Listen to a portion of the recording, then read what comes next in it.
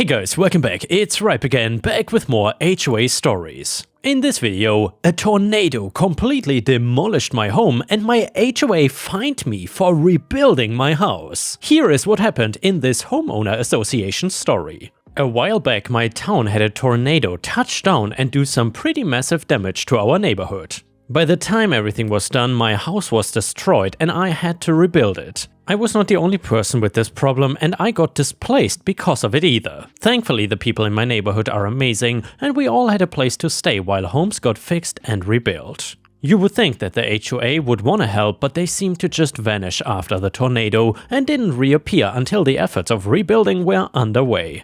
I don't think they wanted to get roped into actually helping the community, because that might hurt their profits. God forbid an organization created to help people living here actually did so. I figured that if I was gonna rebuild my home, I was gonna bring it up to modern day standards. It was originally built nearly 100 years ago and almost all of it was originally from then. It would be nice to have windows that are not so thin, they might as well not exist, or a roof that wasn't made from old materials and leaked every single time that it rained. The insurance company paid out a lot and as long as I used it to fix the house, I could rebuild how I wanted. That to me included having things be a lot more modern than it was beforehand. I did not want anything crazy like heated floors or to be able to control the temperature with my phone, but being able to have the entire home warm when it's cold out and cool when it's hot would be nice. To have an oven that worked easier and windows that were double-paned glass instead of the thin sheet that barely did anything. The biggest change I was making was to my roof. It seemed like every single year the electric bill got higher and higher no matter how careful I was to save electricity.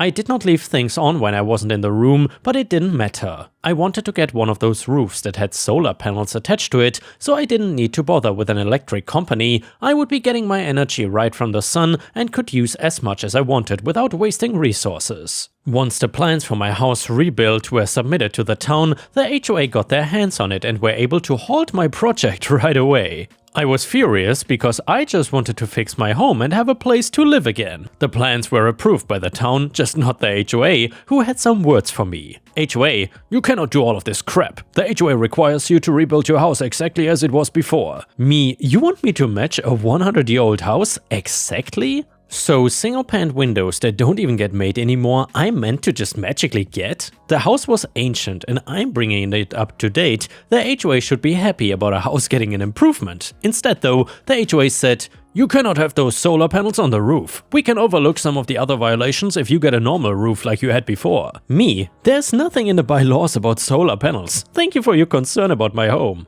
I was being sarcastic if that was not obvious from the comment, but I was right that I had nothing saying solar panels were not allowed, mainly due to the fact the bylaws were old and solar panels are more of a newer type of thing. I got the building of my house resumed and figured they had moved on to bother somebody else that wanted their home rebuilt. Once it was done, I loved it and then started getting fines in the mail from the HOA. They claimed the building of my house, specifically the solar panels, was against the HOA rules and wanted me to pay the fines and get rid of them. I was refusing and at this point had enough of the HOA starting problems with me. If they wanted a fight, I was about to give them a huge one. After refusing to pay the fines that totaled around $32,000, I ended up in court with the HOA, trying to make a judge force me to pay them the money. I explained the situation and that part of the fines were for my house not being built the same as it was 100 years ago and instead being updated.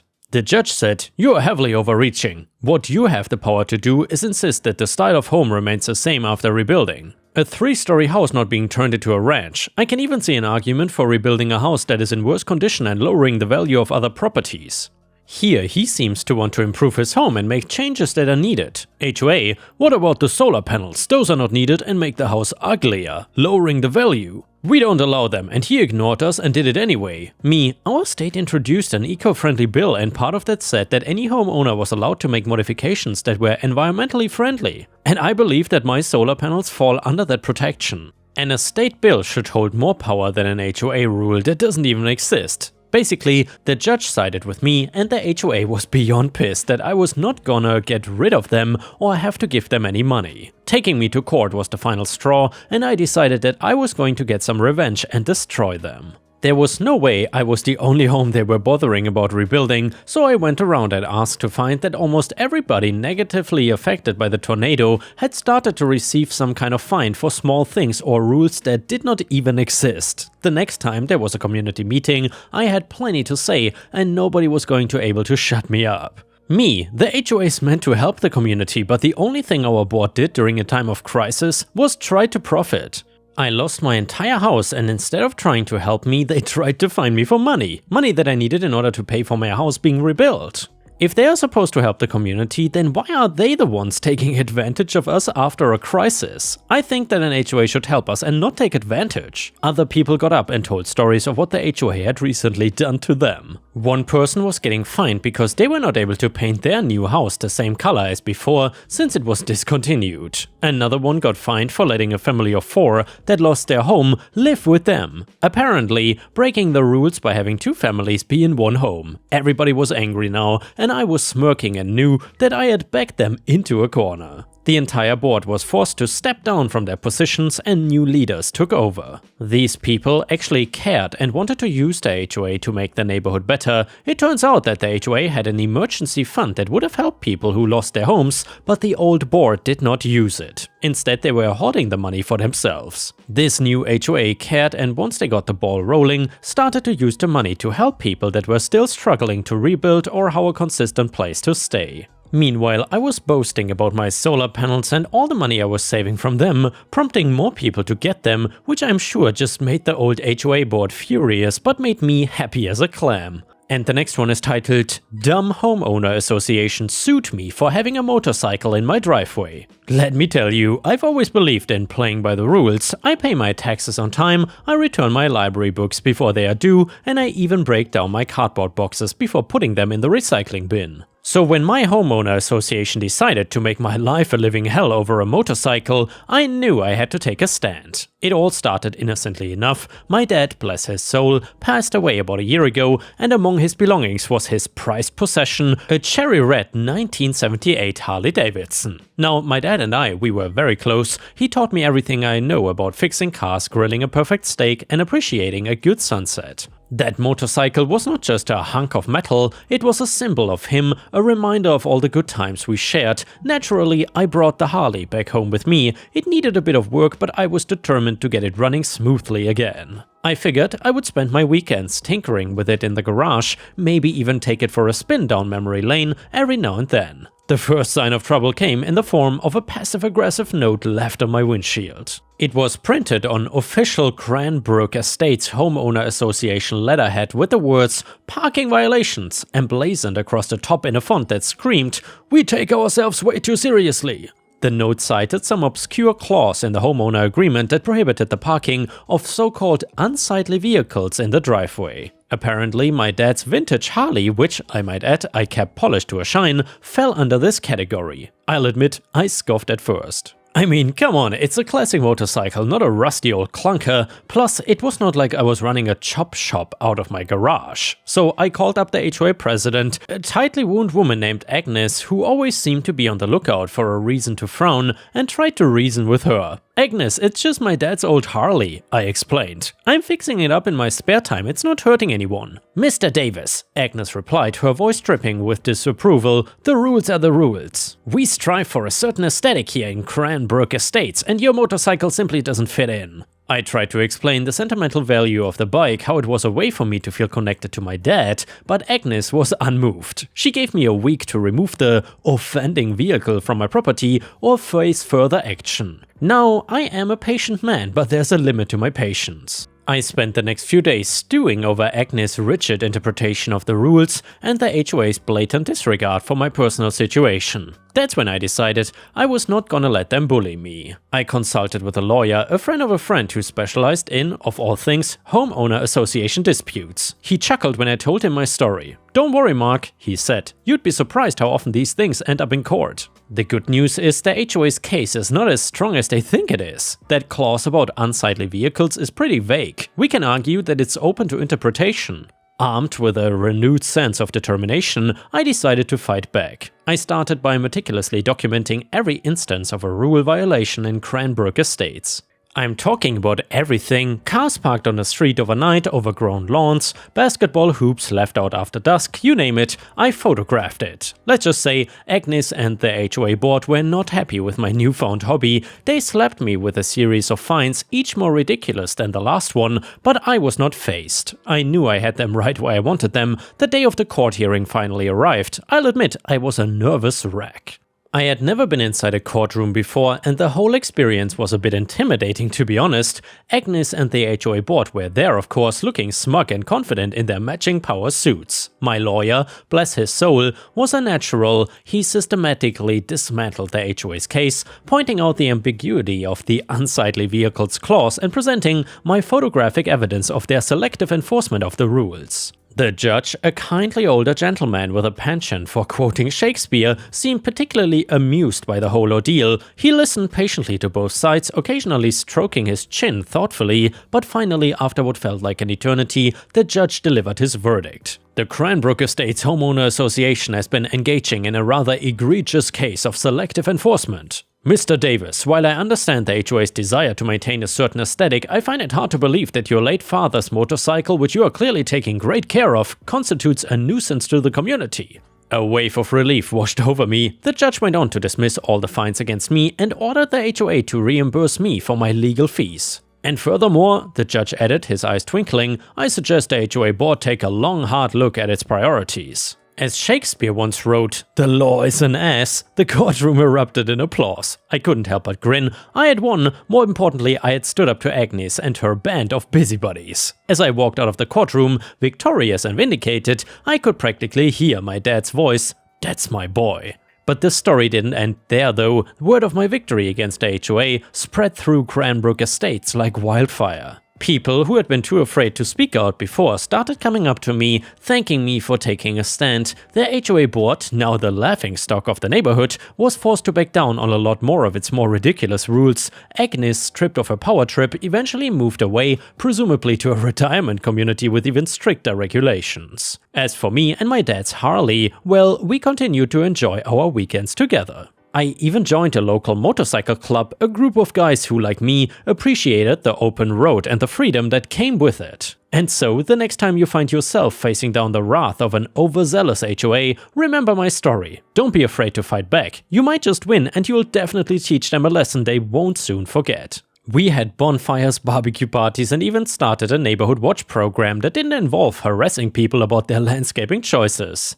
One sunny afternoon, while I was polishing the Harley in my driveway, a moving truck pulled up across the street. A young couple, probably in their late 20s, emerged from the cab looking a little overwhelmed by all the boxes piled high on the sidewalk. I decided to be neighborly and strolled over to introduce myself. "Hey there," I said, extending my hand. "I'm Mark, your friendly neighborhood HOA dictator." The couple laughed. "We heard about you," the woman said. "I'm Sarah and this is my husband David." "Nice to meet you both," I said. "Moving in can be a bit of a circus. Anything I can help with?" "Actually," David said, eyeing the Harley, "we were wondering if you knew anything about motorcycles. We brought ours along and it's been giving us some trouble." Turns out David was an avid motorcycle enthusiast just like me. He had a vintage Triumph Bonneville that he was restoring and he was hoping I could give him a hand with some of the mechanics. Over the next few weeks, David and I spent countless hours in my garage, covered in grease and sharing stories about our bikes and our lives. We became fast friends, bonding over our shared love of motorcycles and our mutual disdain for overbearing HOAs. One evening, while we were putting the finishing touches on David's Triumph, he turned to me with a grin. "You know," he said, "we should start a motorcycle club here in Cranbrook Estates. Just imagine the look on Agnes' face if she could see us now." I burst out laughing. It was a crazy idea, but the more I thought about it, the more I liked it. We could call ourselves the Cranbrook Crusaders, a band of motorcycle riding rebels fighting for freedom and justice, and maybe a slightly more relaxed interpretation of the HOA rulebook. And so, the Cranbrook Crusaders Motorcycle Club was born. We started small, just me, David, and a handful of other motorcycle enthusiasts from the neighborhood.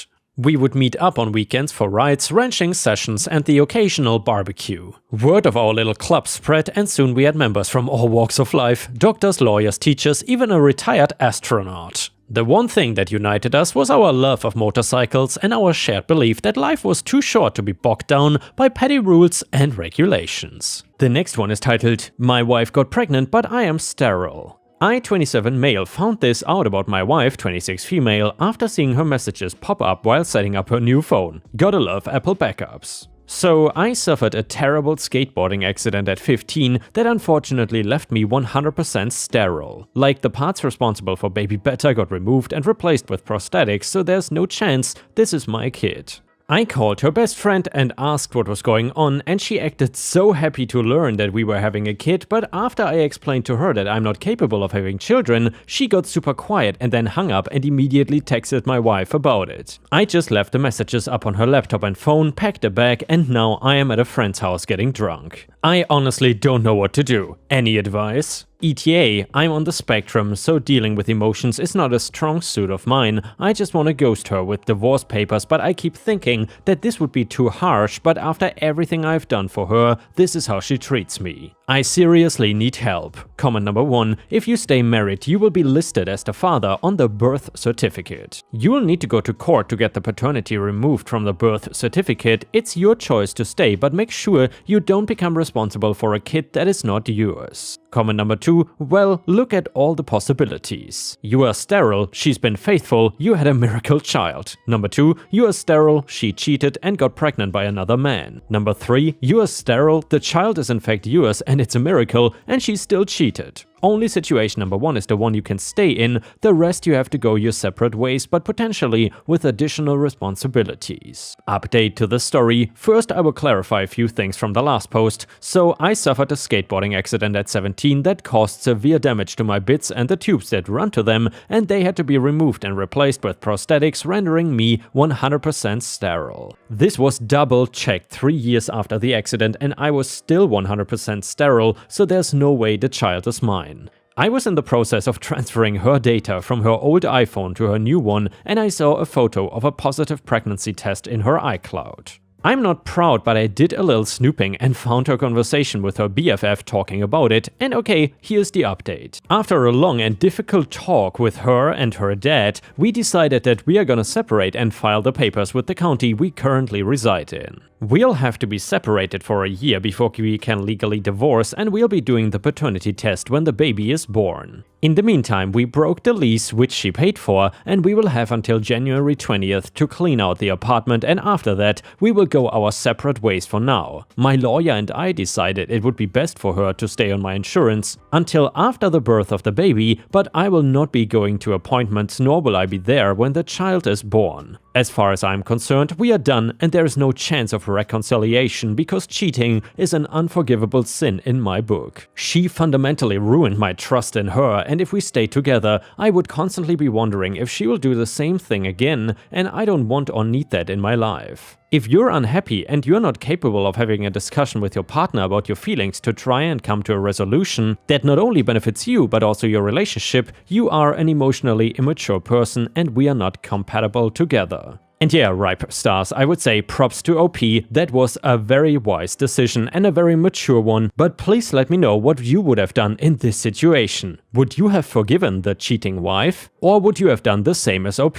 Let me know in the comments. The next one is titled, Husband hired my friend to strip at his bachelor party. 4 years ago, I got married to my husband after dating for 6 years, so 10 years in total. My friend Rebecca has stripped since she was 21, she stopped last year after getting married and is gonna be a stay-at-home mom when her baby is born. Since our children, we are very close and we are basically neighbors, she lives at the bottom of the road we live on, and last week one of my husband's friends visited at the same time as Rebecca, as I had made plans to shop with her. I forgot to cancel and then she showed up. After she left, my husband's friend commented that he cannot believe we are still friends after the bachelor party. When I asked my husband what his friend meant, he refused to comment, and we got into a huge fight over it when he told me Rebecca had been the stripper at his bachelor party. I texted Rebecca in the moment that I don't want her around anymore, but she has not responded in a week. I feel betrayed by the both of them, but I know it was just her job. To be honest, I miss Rebecca a lot, but I am so hurt I don't know what to do. Update, I confronted them both separately, and they both gave two very different stories. Rebecca says that my husband got drunk, groped her, and when she refused, he pushed her and started to yell at her. Apparently, my husband and his friends believe I should not be friends with her because she led them on. My husband says that they didn't sleep together, but Rebecca tried to initiate and performed oral while he was blackout drunk. I'm staying with my parents because I don't know who to believe here, or if I should even believe either of them. All I've done is argue with my husband since the confession. I'm left more confused than ever, and honestly, I just want to say F the both of them, but if my husband's story is true, then he is totally innocent, but what if Rebecca is telling the truth? But what if neither of them are? I am sick of them both. I haven't stopped crying since arriving at my mother's, to be honest, and I don't think I can. Why would he hide this for 4 years? Why would she? If they both believe they are fully innocent and the victims here, my husband is a mean drunk, but he's always so soft-spoken, and I don't know if he can do those things Rebecca claimed, but I don't know how he reacts around his friends, but I've known him longer than Rebecca too. Finally though, I'm all for believing women. I feel like by agreeing with my husband, I'm denying Rebecca's story/side. Update number 2. I realize I don't care anymore. I've done nothing but think about my husband throughout our marriage. My entire life has revolved around him, all my thoughts revolved around him, and I finally realized I'm the only one that has been keeping this marriage going. I've been relying on him and forgiving him for such a lot of BS